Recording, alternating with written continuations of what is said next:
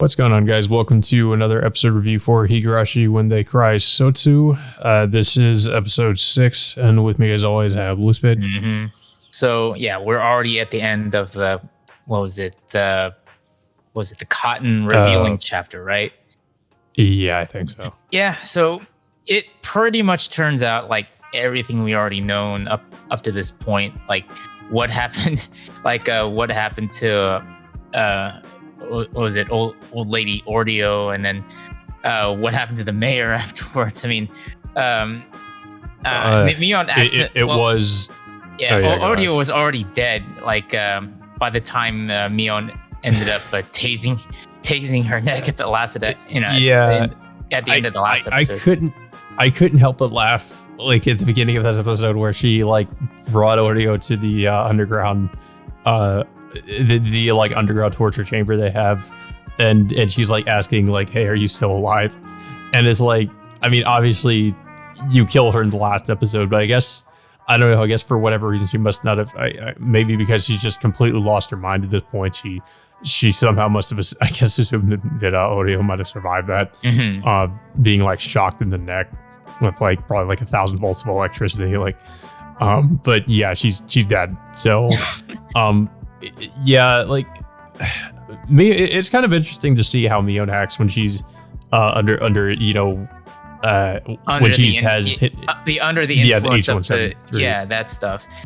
Yeah, like I mean, she's pretty different from like, I feel like the difference between her and like Shion is like in the original series, like Shion seemed to be enjoying like killing and torturing people, whereas Mion seems to, I guess, feel like she's doing this for a noble cause, and that she kind of like goes between being like seemingly going back to herself, and then like flipping a switch basically, and getting very hostile and serious all of a sudden. And it's basically, she's telling herself it's for Keiichi's sake. So it's kind of interesting to see how it affects her. Or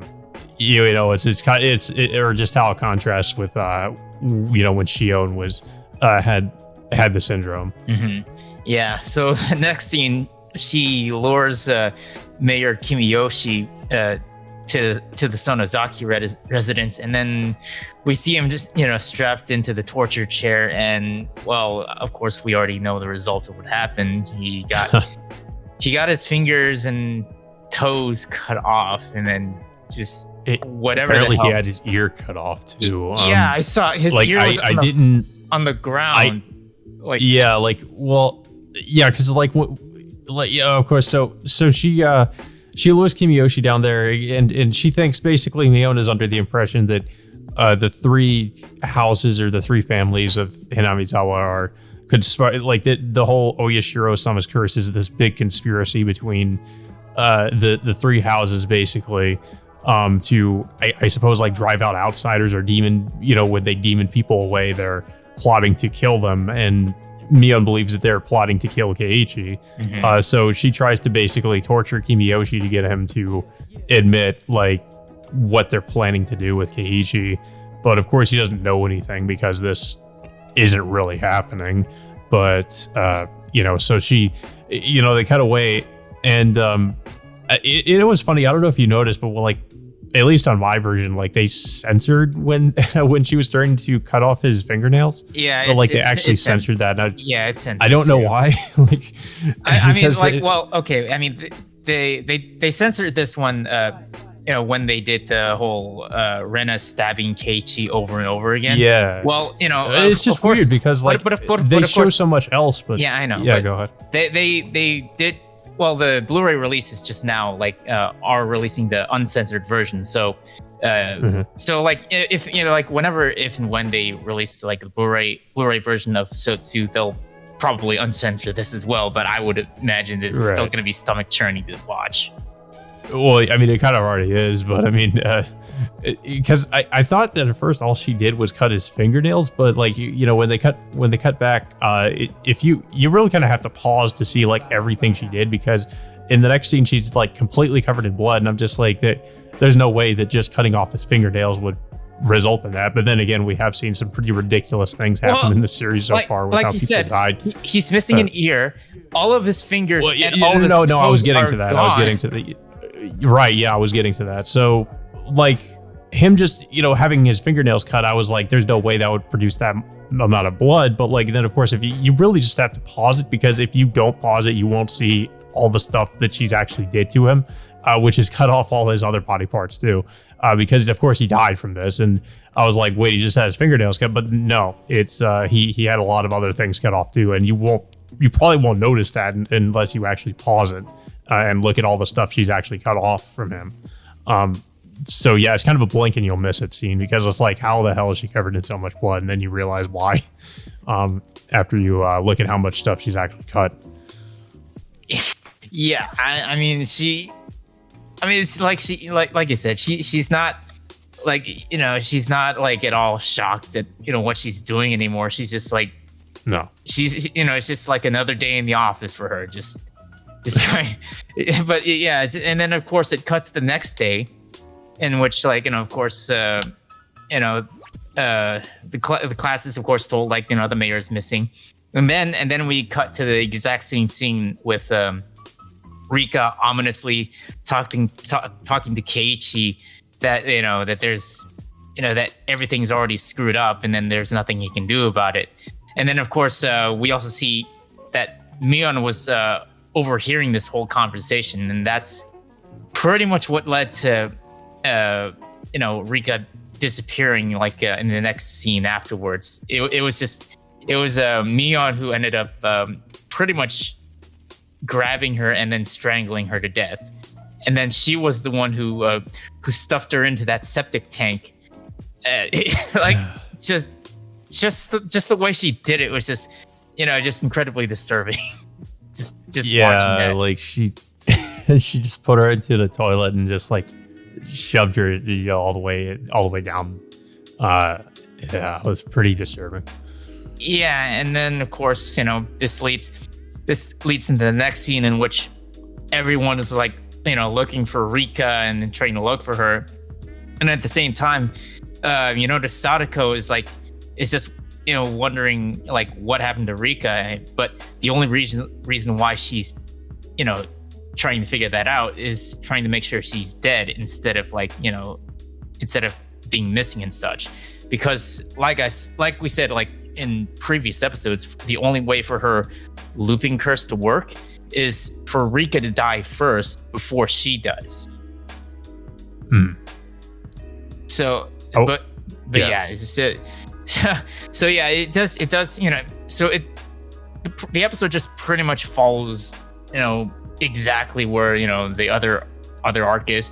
We also see snippets of, what was it? Oishi and several officers tailing Keiichi and Mion to the Sonozaki residence, and then of course it pretty much follows the exact same scene of like her taking Keiichi down to the to the underground bunker, where all the torture devices are. No, actually before this, we see Mion just stuffing Shion Oreo and Kimiyoshi's corpses down inside the well, inside the the underground bunker, and then of course like we get to the point where Mion takes Keiichi up to the mansion. Yeah, we also find out who those construction workers are. They're undercover cops that have been spying on the Sonozaki house. Yeah, and that apparently Oishi and his partner have been just staking out the Sonozaki residence. And are waiting for an excuse to raid it. Yeah. Another thing I was a little bit disappointed in this episode is we never really get to find out what happened to Tomitake and Takano, who stole that truck in the last episode. Yeah, we still don't know what happened with that. Yeah, I kind of wish that we could have got a little more of what happened to them, but I guess it's not going to be revealed, seeing as we are going to move on to the next arc afterwards, unless if they're somehow going to delve right back into that in a future episode, but I doubt it. Yeah, they could do that, because like you said, we still don't know exactly what happened with them. I guess we could just assume that they pretty much left. maybe there's nothing more to it than that. Yeah. So another question that gets answered for us is like, how, what happened with Sadako during the sequence. So we found out that Sadako, just immediately went over to meet up with Mion intentionally, just to find out from her face to face, like what happened to Rika. So she pretty much like takes a bottle of soy sauce with her, of course, like with a note of, I think it was like the Sonozakis that gave Rika and Sadako the bottle of soy sauce as a gift or something like that. And then she goes back to talk to her about it. But then, of course, like she just gets more, she just gets right to it. Just ask, what happened to Rika? And then just this pretty much triggers me on to suspect that, oh, now Sadako is part of this whole conspiracy sort of thing. But of course, unfortunately, that it's not how it doesn't go the way Mion expects. Once Sadako pulls a gun out on her and then just shoots her in the abdomen. I still have to wonder where she was keeping the gun. Like, as we were kind of asking that same question when she pulled up the gun the first time. Yeah, and not only that, it's like Mion tries to reach for the revolver, but then like Sadako just completely blasts Mion's right hand off, with that shot. It's just like holy crap! I didn't. And of course, Sadako just thanks outright, sadistically thanks Mion, for teaching her how to wield a gun in the first place, and then. And then of course, she asks one more time what happened to Rika. And then Mion just goes into detail of what she did to Rika by strangling her and then just stuffing her in that septic tank. And then all Sadako says was just good. And then this just shocks Mion, and then she immediately gets her head blown off afterwards. Yeah. It's funny because you can kind of predict every time there's going to be like some kind of gruesome death in the series as well, because they usually like use like these like filters, or they'll like have just ominous like red tint everywhere like they did in this scene. I don't know if you remember, but they did the same thing when Keiichi was attacked by Sadako, Sadako's uncle, and that arc in Go. Mm-hmm. So it's like they pretty much do the same thing here. I guess that's just to make it look more atmospheric or creepy or something. And I mean, to some extent it works, but like it's also, you can also tell when something's about to happen because of it. Uh-huh. I mean, it still creates a good, eerie atmosphere for a show like this. Yeah, it's something like, I don't think the original series did anything like that, so it's kind of interesting they kind of do like kind of have this approach in the new series. Yeah, they kind of do it in different ways. Like they do it in like a much darker atmosphere, or just like, or sometimes just blatantly just make it in an open, like lit up atmosphere, like they did with the whole Rena stabbing Keiichi multiple times in that one episode. Yeah. But yeah, so yeah, soon. Well, yeah, like I said, like Sadako, shoots Mion in the head, and then immediately she kills herself afterwards, and then the episode just cuts off from there. And yeah, of course, when this episode first came out when Go was coming out, people had so many theories about what actually happened with Mion and Sadako, saying it was a setup and all that. And we learned, of course, not really. It was just, it was pretty straightforward, actually. Just Sadako kills Mion and then kills herself. Yeah, I mean, and also people were pointing out too when they revealed Rika's body in the first season that she had strangulation marks, and we learned, of course, how that happened here. So. Yeah, I mean, she was strangled to death by Mion, but it was pretty clear, like that Mion was the one who killed like pretty much everyone, that ended up dying in this arc. With the exception that Sadako was the one who ended up killing Mion and herself.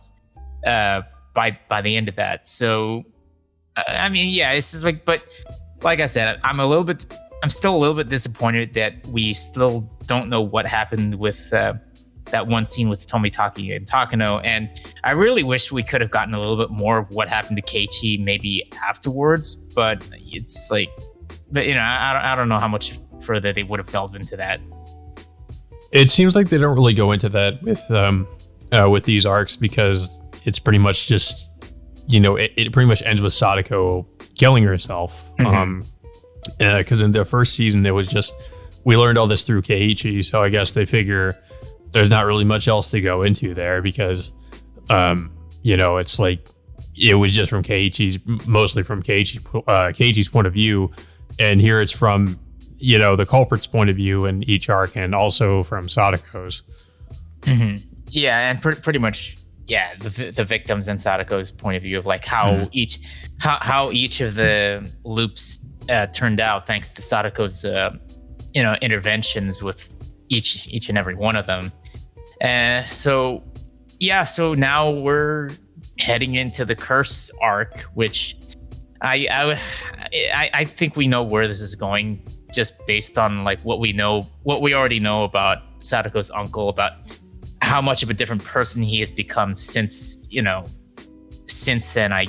Because of Sadako like repeatedly doing so many different loops, which in turn caused her uncle to become a different person than he is right now.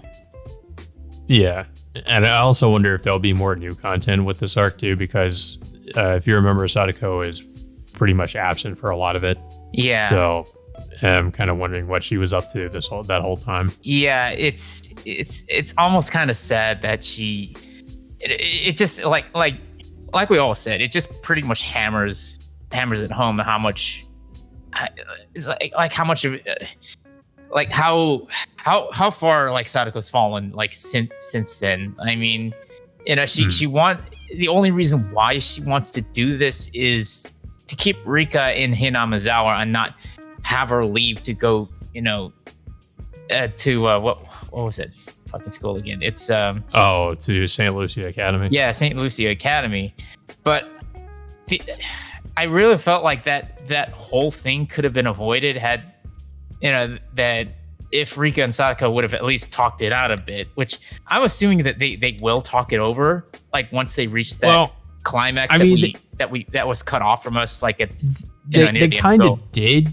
Okay, well, they kind of did talk a little bit about that in the first season. Like, Sadako did bring it up with Rika when she went through that point in time again, to try to like talk her out of going there and stuff. And but every time she does, it doesn't really end up succeeding. Yeah. So I mean, they did kind of talk about, but I mean, I guess they weren't being totally honest. Sadako wasn't being completely honest about like why she didn't want her to go. Sadako could have just avoided going to St. Lucia Academy and go to a different school, like altogether. Yeah, but she doesn't want to be away from Rika. Yeah, like there's this weird codependency she seems to have on Rika, where she can't be away from her, and everywhere she goes, she wants to go with her. So yeah, and I mean, we already see the lengths she's willing to go to prevent Rika from leaving. So I mean, yeah, I mean, it's just going to be interesting to see what the resolution of this series is going to be. Like, is Rika actually going to forgive Sadako, or is there just going to be like is she not going to forgive her? Are they going to fight? Like the opening seems to imply, or like what exactly is going to happen? It's really hard to tell. Like, I mean, I'm very curious as to how they're going to resolve this. Yeah, I mean, I mean, personally, I think Sadako is totally irredeemable. So, I mean, if they actually go with Rika for whatever reason forgiving her, like, I'm just going to, like, I don't know how I'm going to take that. Like, that's just going to be really very weird for me. I mean, but it's just like, Keiichi, Mion, and the others are going to forgive Sadako. Yeah, them too. Yeah, like I'm wondering, are they going to find out what's really going on? Are they going to be able to forgive Sadako? Because if we remember in the original series, there was this whole theme of like you need to trust your friends and believe in your friends and all that sort of thing. But here it's like that's not really the theme they're going with. And I mean, like what happens when one of your friends like is just pretty much a psychopath. I mean, I would say Sadako is a total psychopath at this point. So I mean, I don't know. So I'm just like, okay, what is? I mean, I think I've heard people say what the theme here is or what they're trying to say, but I'm just not sure what the resolution for that's going to be. Yeah. Like, I don't know.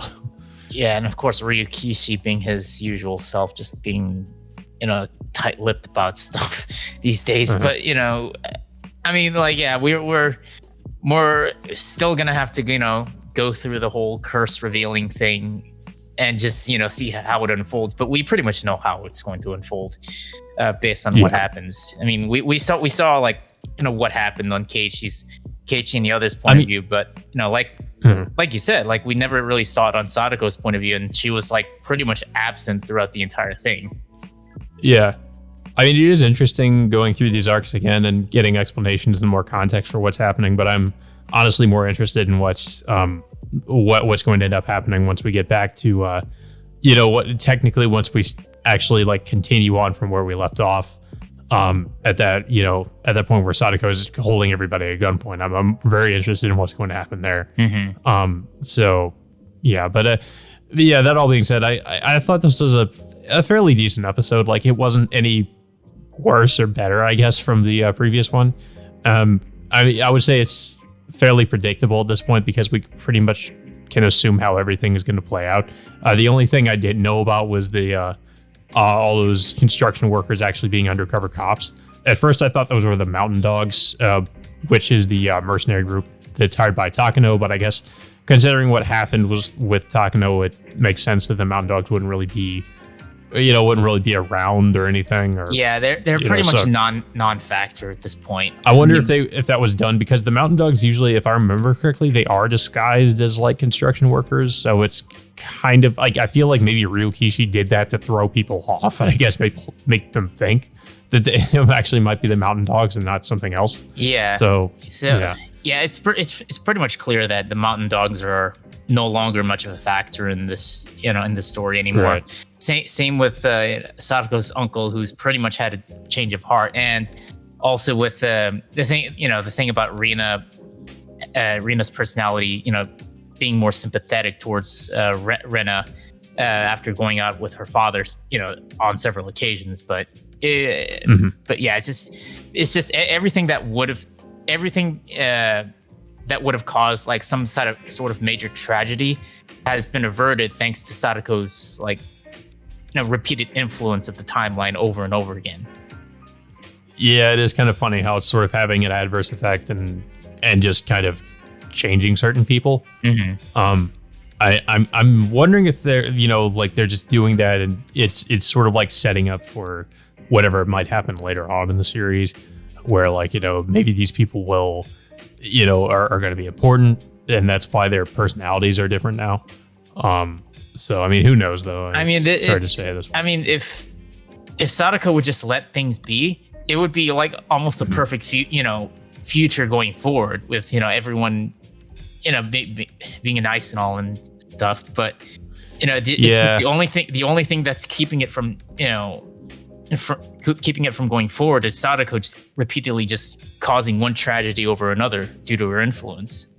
Yeah, I would be surprised if that didn't anger Keiichi and everybody else, considering Sadako is the one basically preventing them from moving on into the future and just having this time loop repeat itself over and over and over again. Yeah. If they find out the truth, that is. I mean, it's possible that Keiichi and the others will receive visions of all the past time loops that they've been involved in. So it's, I mean, we'll have to see if whether or not that they'll play some kind of role in all of this, but it's I would assume that the ending is going to mostly focus on Rika and Sadako confronting each other about this. Yeah. But yeah, I don't really have too much else to say about this episode. I don't know if you have anything else to say about it. It was okay, and like you said, it was predictable based on where this is going, and we can pretty much already predict and how the next arc is going to end up going based on all the hints that we've gotten in previous episodes. I guess the only question is who does she inject? I mean, I think we can already know that she did definitely inject Oichi. Yeah. But does she only have one vial, or because that's what I'm trying to remember? Does she only has one or multiple? She only has that one vial, from what I can tell, and one is all she needed to cause everything to go to shit. Yeah. So I don't think she injected her uncle with it. I still thought like in Go that wasn't really her uncle that attacked Keiichi, and for some reason Keiichi might have just been seeing things. No. But okay. This might be a because little if it was her uncle, okay. Because think about it too. Like, if it was her uncle, like, why would he do that if he didn't like maybe was injected or something? Here's my prediction of how the next set of episodes is going to happen. Well, we would also need to discuss what happened in the Go arc as well. Is because Sadako like was under this guise that she was once again being abused by her uncle, but as we all know, her uncle's no longer that type of person. So we would assume that that her uncle is like literally trying to to take care of her while she was missing from school and all. But at the same time, Keiichi and others were trying to get Sadako away from her uncle because they're under the impression that that Sadako's uncle is like abusing her again, which, as we all know at this point, it's clearly not the case anymore. So, and then by the end of that arc, Uishi and the cops end up arresting her uncle under those pretenses, and this pretty much ticks her uncle off, which he pretty much takes his anger out on Keiichi, causing this in the first place. That's possible. Yeah, I mean, maybe she, if he were manipulated and lied to, he could be, he could believe that somebody were like, I guess if he thought somebody was a threat to her, given his new personality, he might take his anger out on them or something. Yeah, I mean, he's a better person towards Sadako, but he's still kind of a hot-headed guy at times. So, I mean, it kind of made sense as to why he ended up assaulting Keiichi with that baseball bat. Yeah. But, so that all being said, until next Thursday, we will see you all next time.